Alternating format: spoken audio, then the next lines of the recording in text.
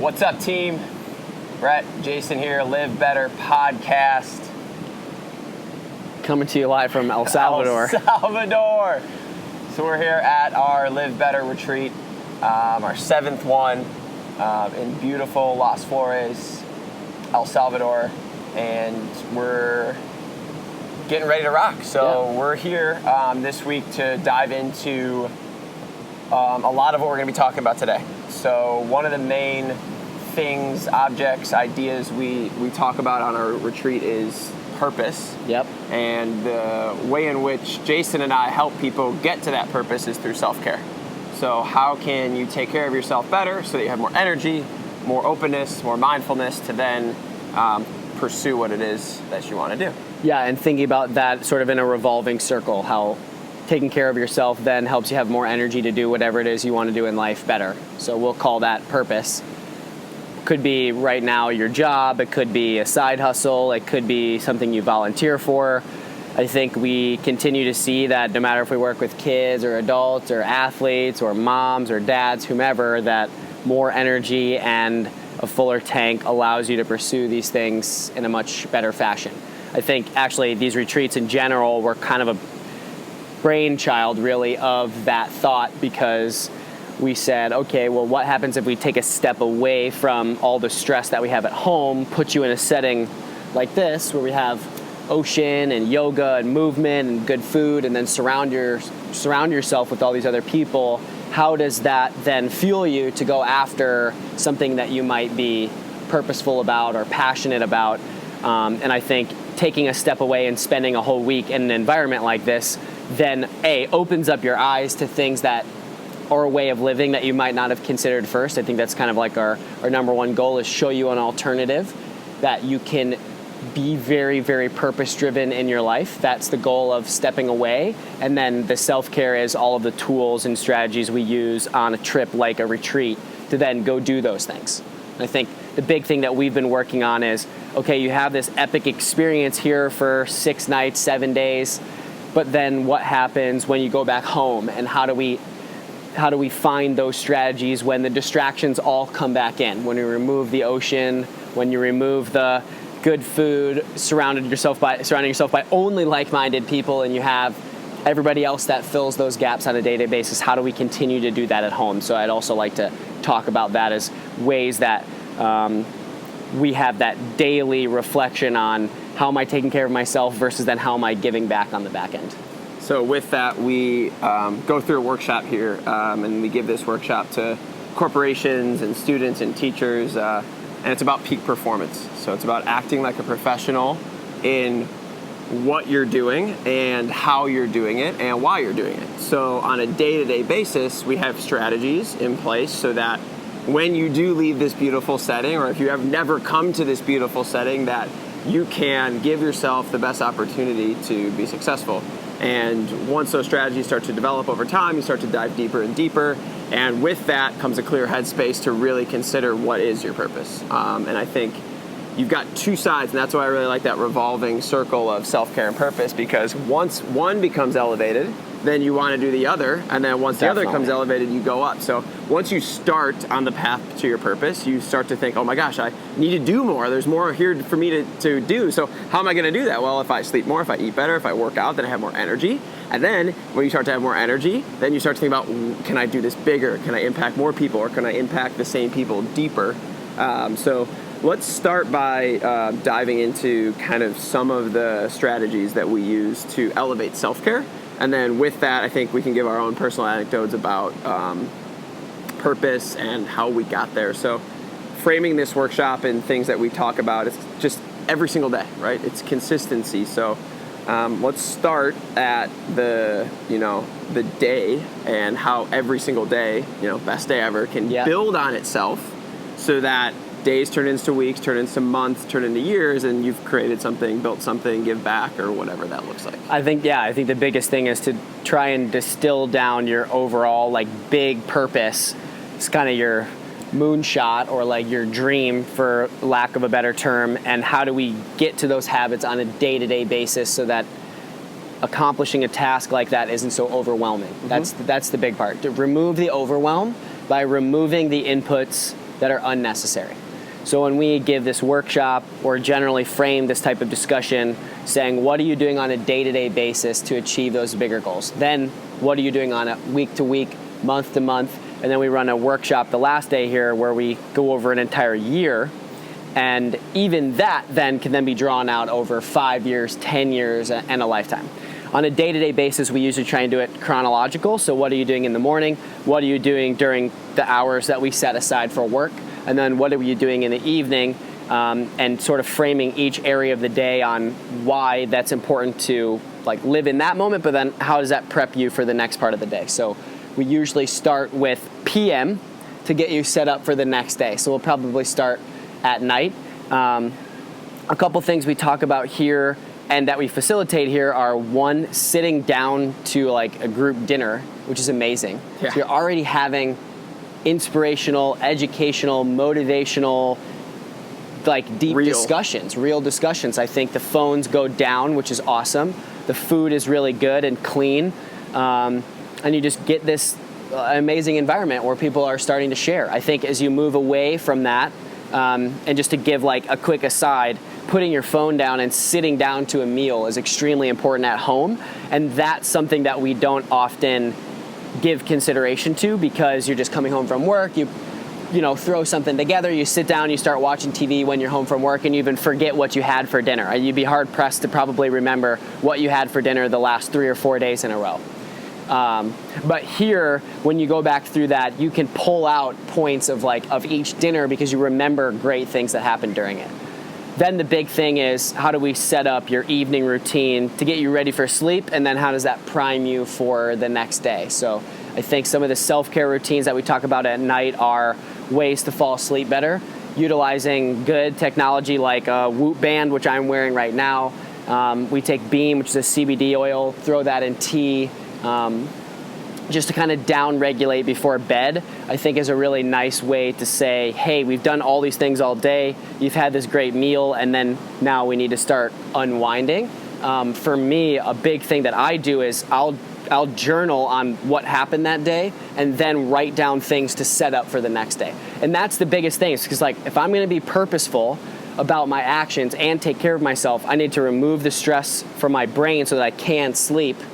But those things should also set me up to wake up tomorrow to go after that.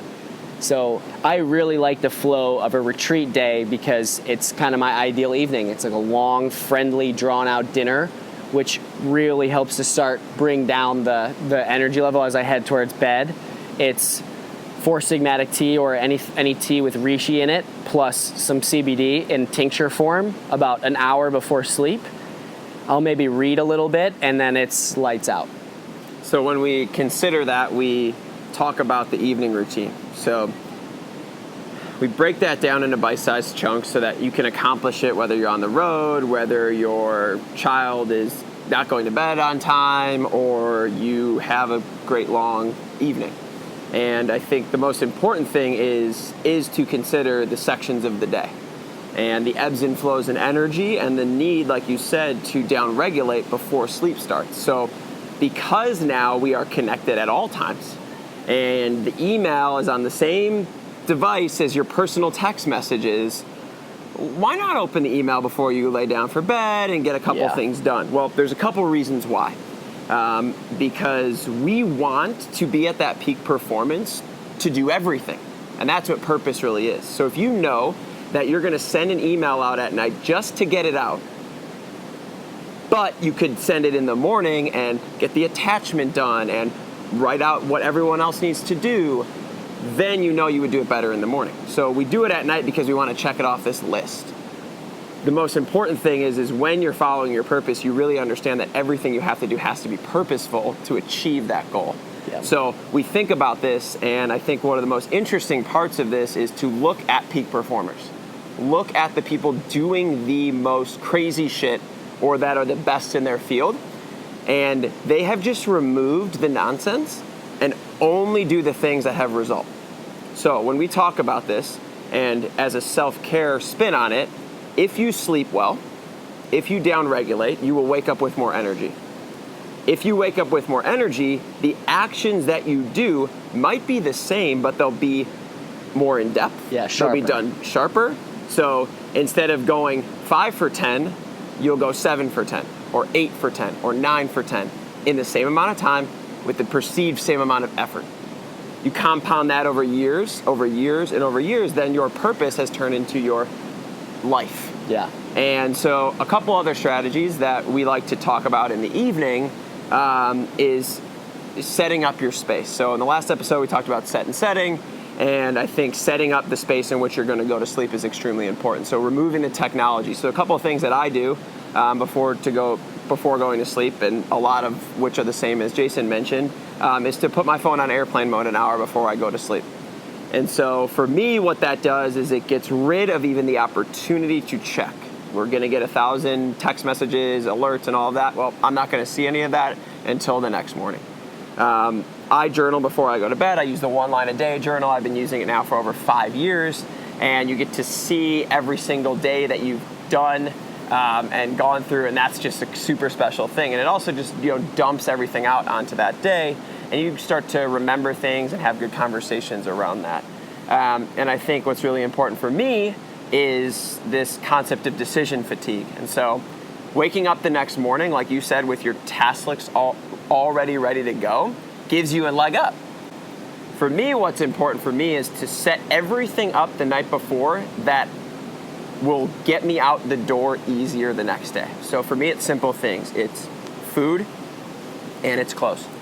If I can check those 2 things off the list, if I can get my clothes laid out, whether that's 3 different outfits for a photo shoot, for a workout, for teaching a class and going out to dinner, or that's just my workout clothes that I'm going to use in the morning, and then having my food ready to go. So those 2 things checked off the list. If I can do that every single day, and I've measured this on my own productivity, it's like 10, 20, 30x. Yeah. I'm not thinking about what I need to eat. I'm not rushing in the morning. I'm not waking up in the dark, not trying to wake up my wife and my dog and fumbling through the sock drawer. That's all ready to go.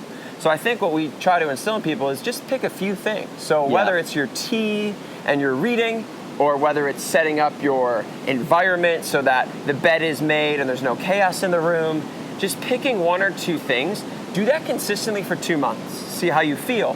Then from there, you can start to level things up. So maybe then you add the CBD, or you buy the 1 line a day, or you set the clothes out. I think it's just important to pick a few things that you know you can actionably do to downregulate before sleep begins, because sleep at the end of the day is a performance-enhancing drug.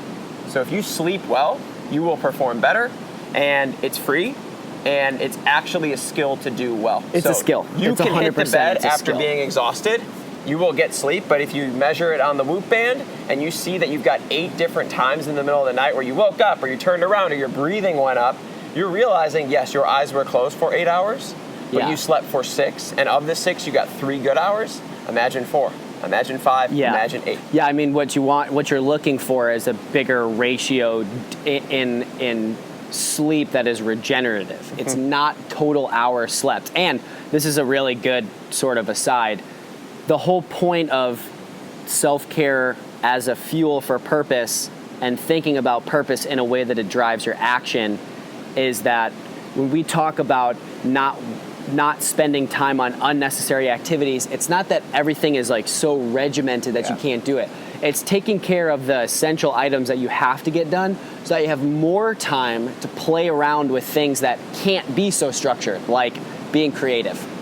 You can force like sitting down to start a creative process, but ultimately like your brain has to be shut off from task orientation, has to come down, and the creative side can go back up. Similarly for sleep, it's not the total hours you spend doing something, it's how efficient you are with your actual sleep, which is more sleep spent in phases like REM and deeper sleep that are doing the regeneration, that are like secreting growth hormone, that are locking in memories and skills you were working on during the day, rather than being in bed for 12 hours.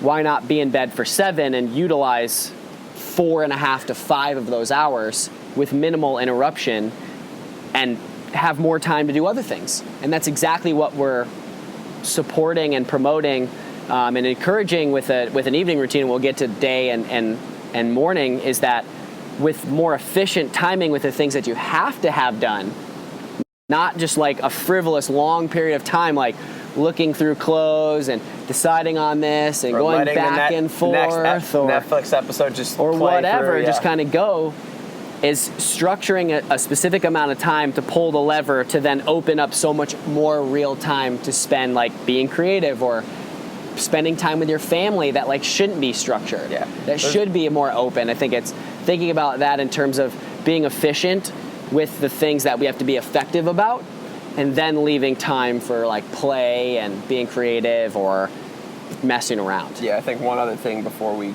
shift gears in the morning too is Jason and I are both married, and so I think it's extremely important to get your setting right. So one thing that I've been really trying to focus on my PM and morning routines, and I think as somebody that doesn't have a structure of a schedule, sometimes those things can get away from you. I might be coming home at 8, 9 at night or 5 at night, and then I might wake up at 5 a.m. or 6 a.m. or 7 a.m. So those are varying around. So one thing that I've really tried to focus on is just have this conversation too, if you have a roommate or a significant other, that I want to get this done at this time. These are things that are important for me before I go to sleep.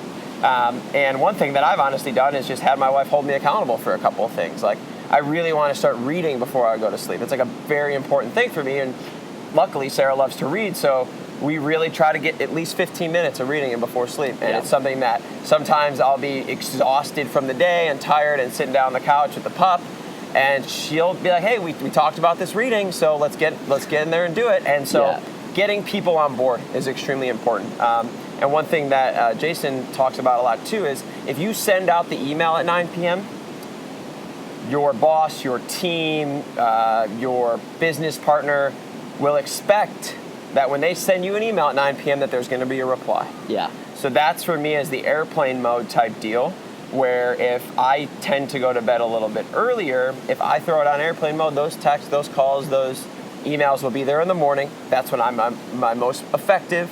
So in that 8 hours of sleep, I'm not worried about that, and I can get better to it. So once sleep, once downregulation becomes part of your routine, then you wake up. And so I think waking up now is another phase in which you have a lot of control. Most people have 30 minutes to 2 hours before they're really starting anything work-related in the morning. Now, there's a lot of different distractions. There's families, there's dogs, there's significant others, there's travel, there's all those different things. So when we talk about morning routine, what we're really trying to instill is preparation and a warm-up for your day. So we think about this as before any big event, before a marathon that you're running, before a basketball game that you're playing, you're going to warm up your body. So I like to break it down into two phases: warm up mentally, warm up physically. For me, it's become simpler and simpler as we have got more dialed in. Yeah, I've taken more away. I feel like people think morning routines are this big thing. It has to be like 39 items long. Yeah, and it was for me at the start because I was like, oh, I need to do this. I have my smoothie, I have all these different things. But you really don't. It doesn't need much, but you need to do the little things well. You need to do the little things. Yeah. So for me, it's been two things. It's been time breathing, and I've honestly some days taken that down to 3 breaths. An inhale for 3, a pause for 2, and exhale for 4, right when I wake up for 3 times. That's mental. The one other thing that's mental for me is the best day ever, like the hat you're wearing. So I have a best day ever mat next to my bed, and I wake up, I look at that thing every day, best day ever, regardless of what's on the task for the day, whether it's just a normal day or it's a day here. Yeah. So those two things are like my mental plug. And you can take that whichever way you want. If you want to throw in a meditation, if you want to go through any sort of routine that gets you ready mentally. And then physically preparing, I think, is something that people lack on. So people will work out, they'll do different things.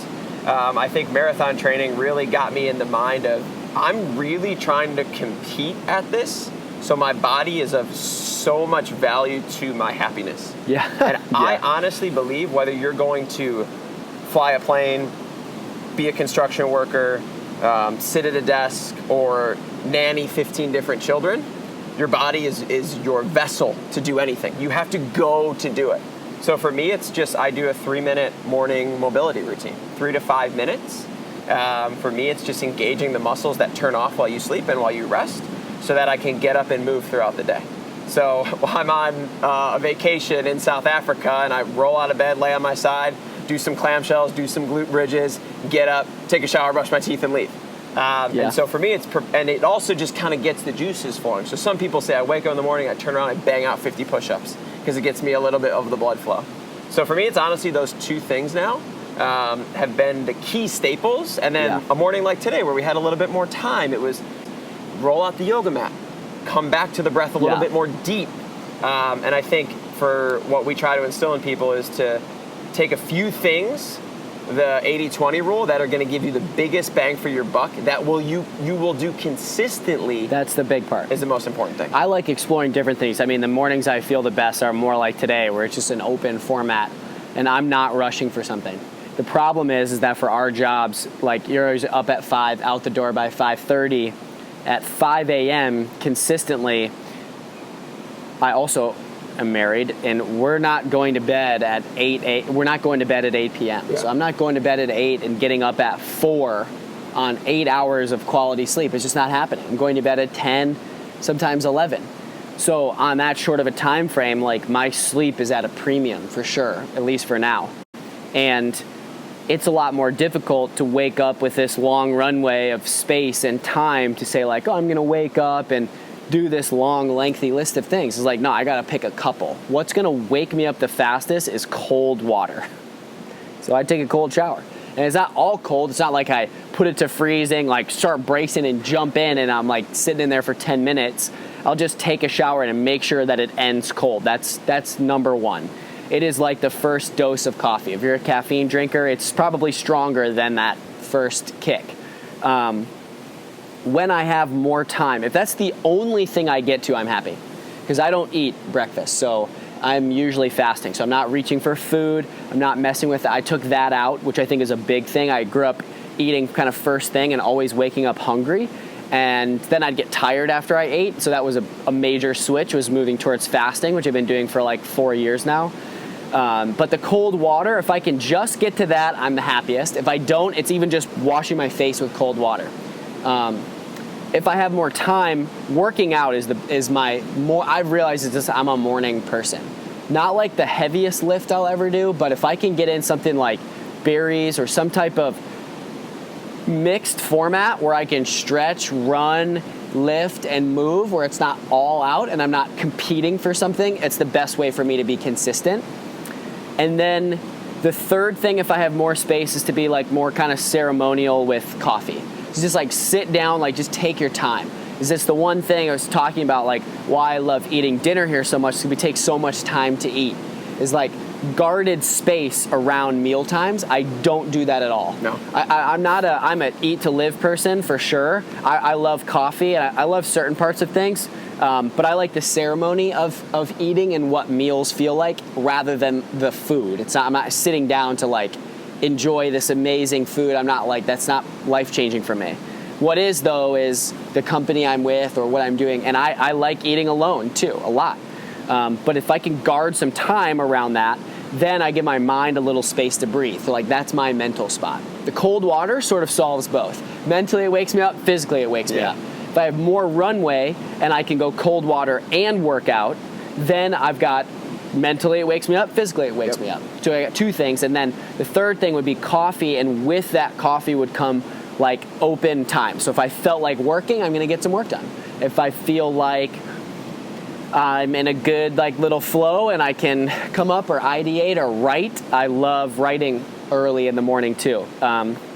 Which actually also happens on like kind of the low tide, high tide, other side of that. I also like really doing that late at night too with tea and also writing. One thing I teased out from what you just said is that you said, I realize that I'm a morning workout person.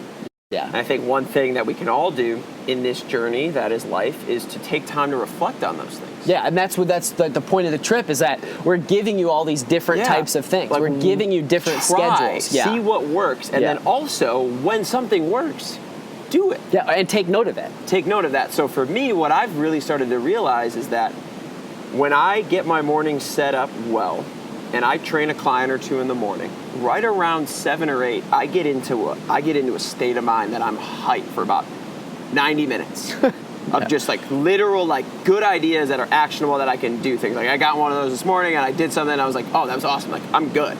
So for me now, it's like, okay, I've realized that if I suppress that for an extra client or for anything else, I'm actually pulling away from my purpose. Yep. Now, it gets really tough when you and I say, I can go train a client that'll make money, that'll pay for my groceries, that'll pay for my apartment, or I can have an idea that might work or might not work. You look at the people that are successful, they work off those ideas. They say, if I am thinking and I am doing something that is a longer term benefit than a short term gain, I'm going to spend time doing that. So I'm really in that phase right now too, where it's like, these ideas come to me at that time. I need to clear that time for me to have those ideas come to fruition, and then also build a routine so that when that time hits, I'm in it. And that's the war of art. That's showing up. You need to show up, and when you show up at the right time, you need to set that up. And so that kind of is like a segue into your workday. Yeah, and even in your workday, when we get into this, I think it's really important to see and almost call that kind of like recovery from work, because if you're working, you don't grow in times of like of intensity. You're actually breaking your body down. So think about when you're exercising, you're not growing while you're lifting. You're not growing while you're running. You're breaking your body down. The growth happens on the back end when you give it space to rest and breathe. We forget that. Everybody wants to just push the hammer down all the time, but that's not when the gains happen. So we have to think about ebbs and flows in terms of like we want to push really hard and do these things to prime and work, and then we need the downtime to say, okay, let me be self-reflective. Did that work? Did that not work? That is growth. That is deciding this worked, this didn't work. I'm going to do more of what works, and then that allows you to get better. We just want to go and not pull back. Or on the flip side, you're constantly pulling back and going, and you don't know what works, and that's the worst spot to be in. At least if you just go, you've been going. You might crash, but it might take you 2 days to reboot. You're not going 30% effort on and off and not being reflective, and you're not really self-aware about what's working, or you got to pull out of that. So what are some of the things now that we've down-regulated, we've slept good, we've woke up, we've got our 2 or 3 things done every morning that get us ready. Now we've stepped into work, or we've logged on, or we've Skyped in, or we showed up. Yeah. What are a couple things before we really dive into following purpose more that you can do during the day to become a peak performer? Two things that I talk about with clients a lot and utilize myself a lot are, one is using triggers to start work, and 2, before you get to that trigger, is thinking about the cost of switching tasks and how you move from doing one thing versus another. I'll talk about the task switching cost because I think it's really high. People use checking their email as a way to switch tasks, or it does it on accident. They'll be doing something, they'll be working, and bing, a notification comes up. Oh, I gotta get to this. And I go in that, and then all of a sudden, 2 hours later, all you've been doing is answering emails. So you weren't doing what you were doing on your task. So we lose this like very present state focus on what we were doing. This is a good example. So before we started doing health work, I was international tax consultant, and a lot of what I did was compliance oriented. So I had a lot of these forms for foreign entities that I had to fill out, and oftentimes there were 100+ forms that I had to fill out at one time, and they came from these data files. So as long as I batched doing that, I got even down to like the Excel shortcuts. Yeah. If you start doing that, your body gets into this routine, like Control Shift, whatever, right? And you can start doing that so fast. And I batched doing that. I was so efficient because I could stay on task.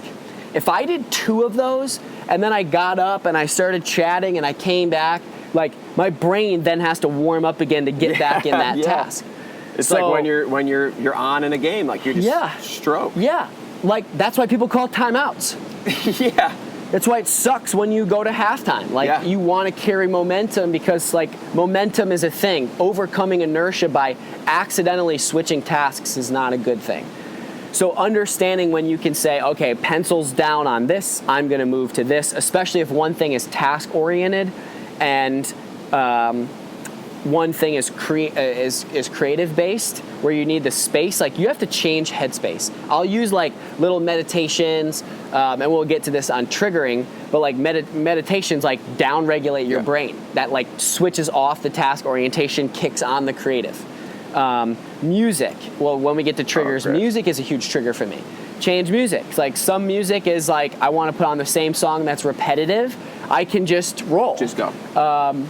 If I want to switch and I'm eating or I want to enjoy something, like, I'll switch to music that maybe has lyrics that I know or whatever. So making sure that you batch tasks and that you don't accidentally switch.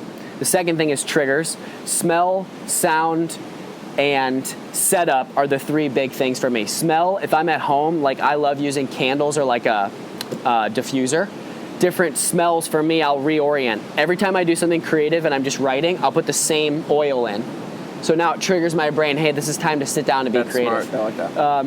If I want one that's like, I'm trying to chill at night or I have a headache or something, I'll put in something that like helps me feel calm. And that just takes some experimenting.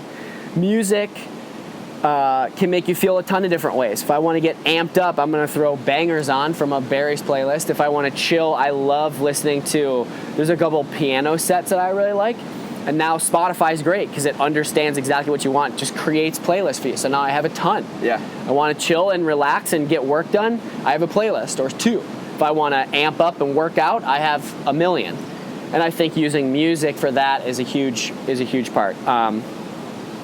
And what was the third one? Smell, sound, and setup. So if I feel overwhelmed, the first thing I do is clear my space off. If there's shit everywhere and paper's piled up, I feel overwhelmed and things are cluttered. Just clean it off, put things where they should go. If you want to be creative, create blank space to work. If you want to feel task-oriented, make sure that if you've got to do this, this, and that, and then reach over to do that, that is in reach and you're not walking across the office.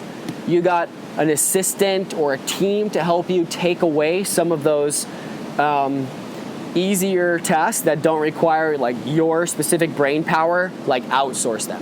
And it's just thinking about ways to do that throughout the day. I think those three things, like besides a task switching, would be like sound, smell, space.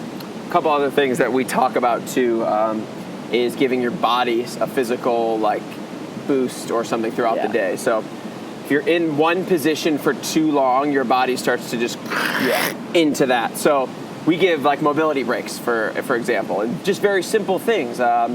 Doing stuff with your shoulders and your neck, and we have a bunch of routines that we send out when we talk about these things. Or you grab a lacrosse ball or a high-price mini and you roll it under your foot, or you go from your standing desk to your sitting desk to laying down. So I think there's a couple different ways you do that, and I think one of the most effective ways that we've seen people actually implement that is to not do it when you think you need it, but to set a reminder. Every day at 1:15, I do a 2, 5, 7-minute mobility desk session every day. Yeah. No one has a meeting at 1:15 in my work, so that's when I always do it, so I'm not worried that it's going to be overlapped. Or you've carved that time out. And that's another thing that I was going to get into is owning your time. So throughout the day, like I said, if you work at a corporate job and you are there from 8 to 5 every single day, and you know that team meetings typically happen from this time, and there's touch bases at this time, and then work gets done at this time, you need to say, at this time of the day, I am best at doing this thing, so this is when I do it. And I think owning that might sometimes be like, oh gosh, I have this stuff due later or this due this week, but when you really own that, your long-term growth is much higher than what feels like you get done in the short term. And you, to your point, you have to be reflective of that time. If you realize you're in a flow at 10 a.m. when you're like, hey, I could train a client or I could do this when I got my 90 minutes, that has to be boxed off. Gotta be. You can't just guess. Yeah, it's not a guesswork. It's not guesswork. Yeah, we were just in New York and we took a meeting with one of our buddies, and we sit down for the meeting and he gave us a calendar invite and he was like, I do this so that my team does not disturb me during this meeting. And I mean, that's a business professional. That's somebody that says, I know that I'm not even going to look at my phone, but I'm also not going to get anything asked of me Yeah. at this time because I need to be present. Those are the type of things that maybe it is sectioning out your Google Calendar. Maybe it is writing down your task list, not just random things that need to get done, but put important things in the forefront so that those are the things you work on early. And I think all of this comes down to two really important things. One is being a professional and understanding that at your work, whether that is your startup, whether that is your personal training business, whether that is your accounting firm, or whether that's your consulting project, you are a professional at that specific thing. So treat yourself like that. People you idolize, LeBron James, the reason he's the best is because he sets things up to be the best. Secondly is consistency. So you have to consistently do things to gain any benefit, and we could not reiterate this enough from marathon training. We went on slow, boring, long runs every week because it built a base of aerobics. I would much rather have done a HIIT workout, rock climbed, and done yoga in that 3 hours than gone on a long run. Every time. Every time. But if you would have done that, you would have worked out, you would have been physical just as long, but there is no way you would have gotten that base up and you wouldn't have accomplished the goal. And I think that's really important. It's just like, it's so many steps. You got to take the same step every time because it's a skill. The time management is so hard for people because they don't feel like they can manage their own time. They're like, the management skills of your own time are somehow lost on people because we don't take the time to be self-aware about it. You just kind of like dropping a chip into a Plinko board and you're just taking whatever meeting pops up on your calendar, whatever happens, you're just like constantly reacting to stuff. And the day just goes. And even if you're really good at it, the day just goes. Day after day after day, and all of a sudden a month goes by and you're like, wow, where did October go? You let it go. Yeah, right? and so I think that comes down to the self-reflection piece is a really good way to start and wrap up here talking about the purpose. Yeah, because what we basically just talked about was the self-care side. Yeah, and how to set up your day. Yeah. So that it is, you crush it, and you literally just go hard at it. Now, we've set up the day to be as productive, efficient, effective as possible. Those two things, effective and efficient. Now you have to do it for the right reason. And so this is where you start with the why. Yeah, so that's more the efficiency portion about your energy. And then the purpose part, and I think some people know what it is.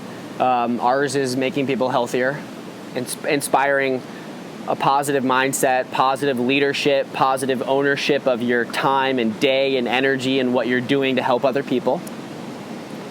If you're not quite sure what that is, putting yourself in a better mindset to be aware of the things that you enjoy is, first of all, the most important part. Mm-hmm. That, I think, was like the big part of us doing these retreats at the start, was providing somebody a space to like think and live and try this alternative way of thinking and living and connecting so that you can figure out when you go back home what that is. Yeah, to sort of like tie in the start of that. Yeah, and there's no doubt that we've all been conditioned to follow some path involuntarily.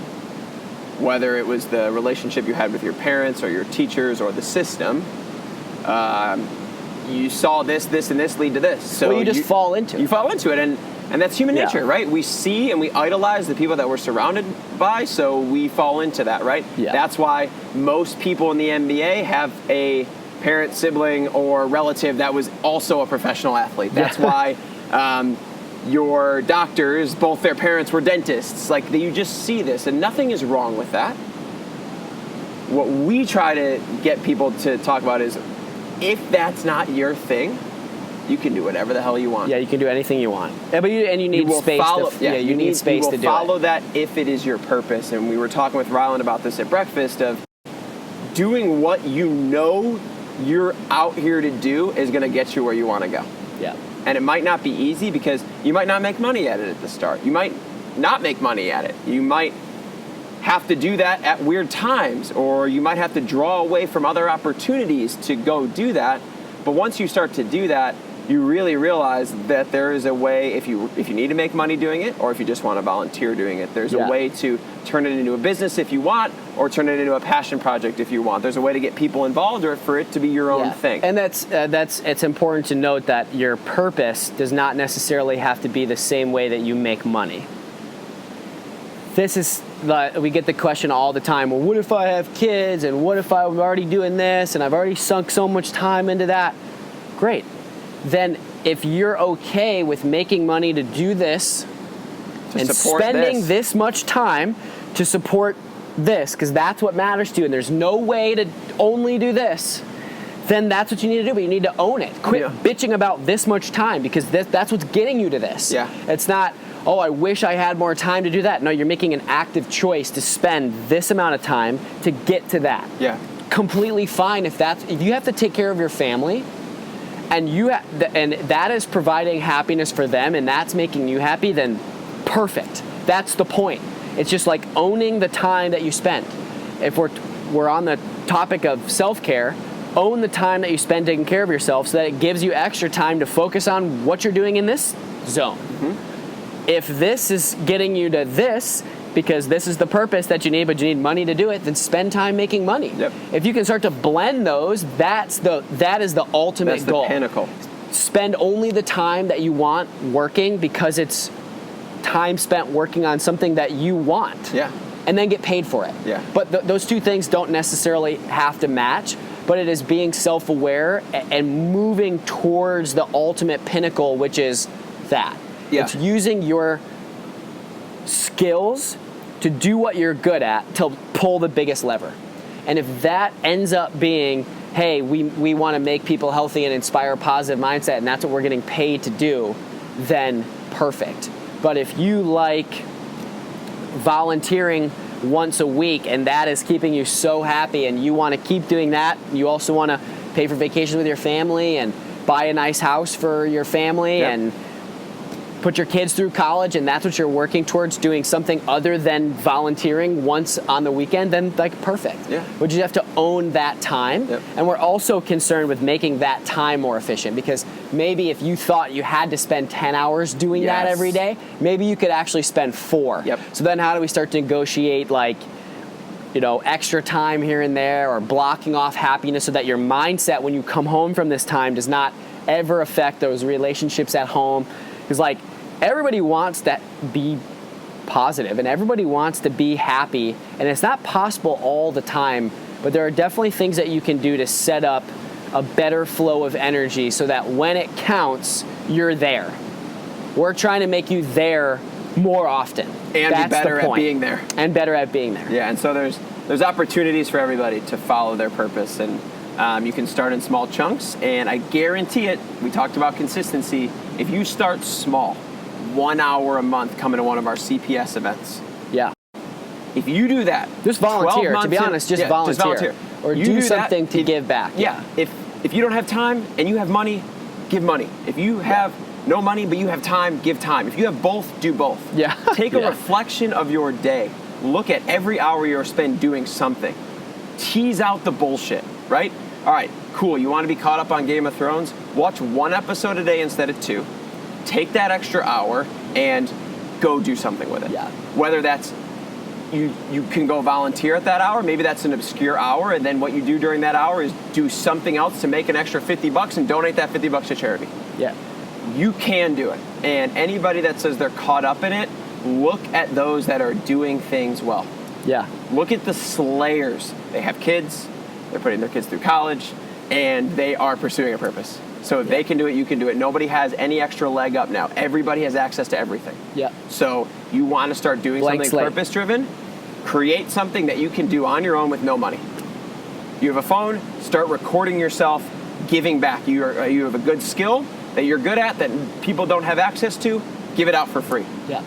And we can do it. We all have the ability to do it in some way.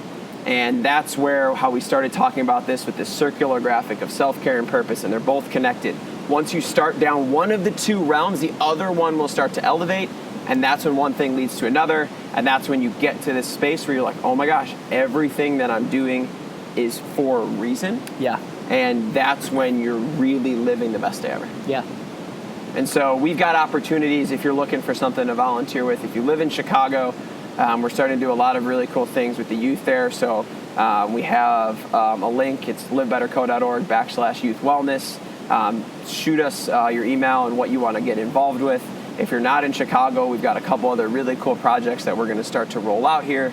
And at the end of the day, just really start to reflect and be consistent with the small things, and you will get to that point. And once you get there, it's lit. Yeah. Open up some space and then go do it. Yep. So we just want to thank everybody for taking some time to listen and reflect. And once you hit end, or once this ends, just take some time to reflect and start tomorrow with one thing. One thing in the morning, one thing during the day, one thing in the evening. That's going to level yourself up.